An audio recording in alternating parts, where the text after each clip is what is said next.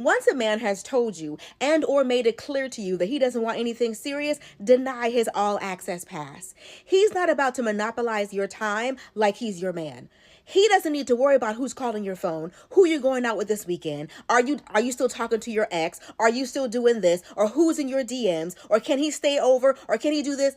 He doesn't need to worry about what's going on in your life. I think the reason why some women get caught up in these situationships and in these fake relationships is because they're letting a man who's not theirs have way too much access. Don't worry about why I'm not calling you back. I'm not calling you back because I'm only entertaining men who want a serious relationship with me. The reason why I'm not available to you anymore is because I'm only entertaining men who want a serious relationship with me. Deny his pass. Stop letting these men have all access passes to your life. He doesn't want the access, so stop giving him the access. These benefits are only for boyfriends.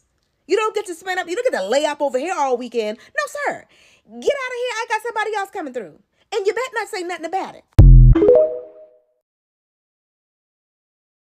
3 things I wish I knew about dating now that I am married. Stop dating, even if it's for a second. Please stop basing your entire existence, your entire 20s, or adult life as a whole on being chosen, sis. You'll have a better outcome with men when they see you choosing yourself. And number 2, you need that single phase to really prepare you to be the best in a relationship. Because the moment you know how to actually be alone, you go into the dating world a different person. And number 3 is going to trigger somebody. But you don't have to be physically intimate with everybody that you date. Sometimes you can actually date with the intentions of getting to know yourself better. Baby, nothing teaches you your triggers more than a man.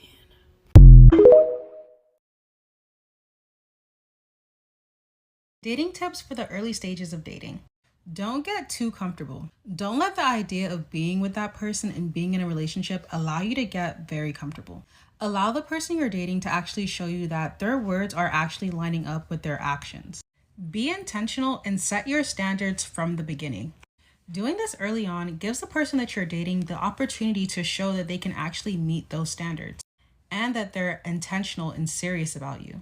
Because if you wait too long down the line in the relationship, then you might realize that you guys do not have the same intentions, that they can't meet your standards or simply don't want to. And it just makes things a lot more trickier and messier because now there's a lot more feelings involved.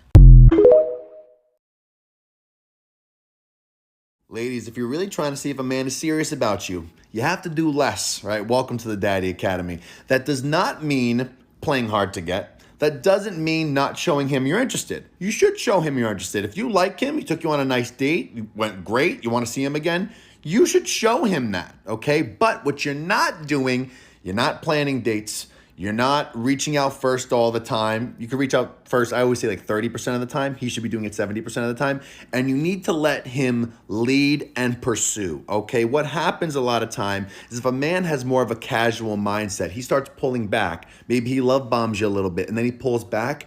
A lot of times you guys start trying to make up that ground, okay? You're texting, you're leading. Oh, what are you doing this weekend? Don't do that. Stop doing that, okay? Unless he has been really serious about you for like a month and a half, 2 months, boom, boom, boom, planning dates, communicating really well. In that case, now you could show a little more pursuit, if you will, in that sense. But if he hasn't, it's only been a few dates, and now he's starting to pull back just a touch, you gotta do less. You gotta leave that space for him to show you with his actions how he's pursuing you. In what way is he pursuing you? If he's pulling back, if he's inconsistent, don't make up the ground. Don't lead. Don't try to text. Don't try to see what's up, right? Just sit back and observe, and the actions will tell you everything you need to know. I don't know how to say this in a nice way, but stop trying to date people below you because you think that they're going to treat you better. They're not. Like, their psychology, for whatever reason, convinces them that they're actually on your level and deserving of you. And do you know how painful it is to get played by someone who's ugly and poor? Very painful. Very painful. Some of these men genuinely don't care to get to know you. They just want to experience you. So let's talk about it. Unfortunately, a guy can literally do the right things, can say the right things, can communicate, can take you out on dates, literally everything, only for him to actually not give a fuck about you. And this is why it's important to have enough discernment in yourself and confidence and security that you know exactly what you want and what you're looking for, and that you don't settle for someone's dusty, crusty, musty ass son. If you don't have pure intentions for me, at least communicate what you're looking for. So if it aligns with what I want, then we can go about it. If not, guess what? I'm gonna let you do your thing and I'm gonna move on. Crazy to me, because a lot of these men actually want to humble, very confident, secure women that take care of themselves mentally, physically, financially, emotionally, women that literally spend time and money on their looks, all because of what? Because they want to experience you as a person, because they want to experience the life that you're living, maybe the looks that you have, the body that you have. Our generation has gone to shits. Nothing is ever that genuine anymore. People always have some ulterior motive, and it's like, at least communicate what your motive is. It's important for us ladies to take our time with what we're looking for. One of the best pieces of advice I've ever read about relationships is this. A man calling you baby means nothing. A man moving into your house means nothing. A man calling you his girlfriend means nothing. A man marrying you means nothing. Do you know what means something? A man changing his ways to keep you. That's what means something. I recently came across one of the best nuggets of dating advice I had ever read, ever, and I really wanted to share it with you guys. It's from a private Facebook group that I'm in, so I'm going to keep the author anonymous, but what she said really resonated with me and validated kind of my current approach to dating that I had been doubting a little bit recently. I also think this advice could apply to a lot of other things outside of dating and outside of dating for women, probably to anyone in their 20s too, so I just wanted to read it to you guys. The question is, women in their 40s and 50s, what's the biggest piece of dating advice you can give to women in their 20s? Stop trying to date to get married. Date to have fun. Date to get to know someone. But most of all, date to get to know yourself. Create a big life for yourself. Go to therapy. Heal your childhood wounds. Have lovers. Explore your sexuality. Focus on adding pleasure into your life and love into your heart without desperately seeking for a partner to complete you. No one else is going to complete you. You complete yourself. You are whole all by yourself. So love yourself. Love yourself so much you know your boundaries.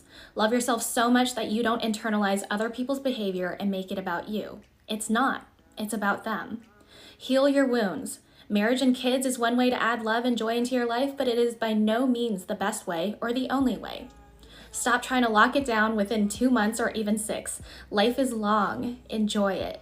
Meet different people. Codependency isn't love. Integrity is. Love yourself and choose someone who also loves themselves.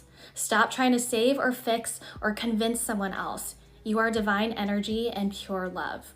Focus on connecting to the parts of yourself you are embarrassed or ashamed about. Those places of you need your love much more than a borderline ugly guy who doesn't know how to do his laundry and is too lost to find his way without you turning into his mother. When people show you who they are, believe them. The more you overcompensate for someone else, the less energy you have for yourself. It's not their fault if you get lost in them, it's yours.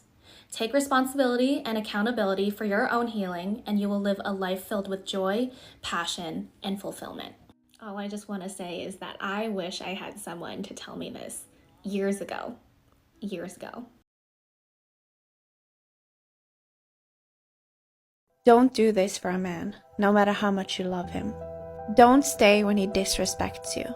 Love is not a reason to tolerate disrespect.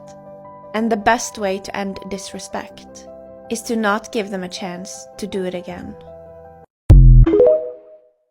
If he blocks you, let him. If he ignores you, let him. If he doesn't reply to your text immediately, let him. If he doesn't send you a heart emoji, let him. If he's jealous because you went out with your girlfriends, let him. You see, I want you to understand one thing about men. You cannot control what a man does or how he feels. And if you try to mold him to become this man you so much want him to be, you will always be disappointed. Because the most important thing for any man is his freedom. And he will always do what he really wants to do. What you should actually do is detach yourself yourself from whatever this man is doing. Being completely indifferent if he blocks you or not is exactly what gives you full power over the situation. Because the more reactive you are to anything a man does, for example, he blocks you and you write him a whole message of you love him so and why did he do this to you and you don't understand what's happening, the more you show him that you are needy, that you are desperate for his attention. And when you show him that whatever he does, you stay completely indifferent, he will come running after you, because every man always wants what he cannot have easily.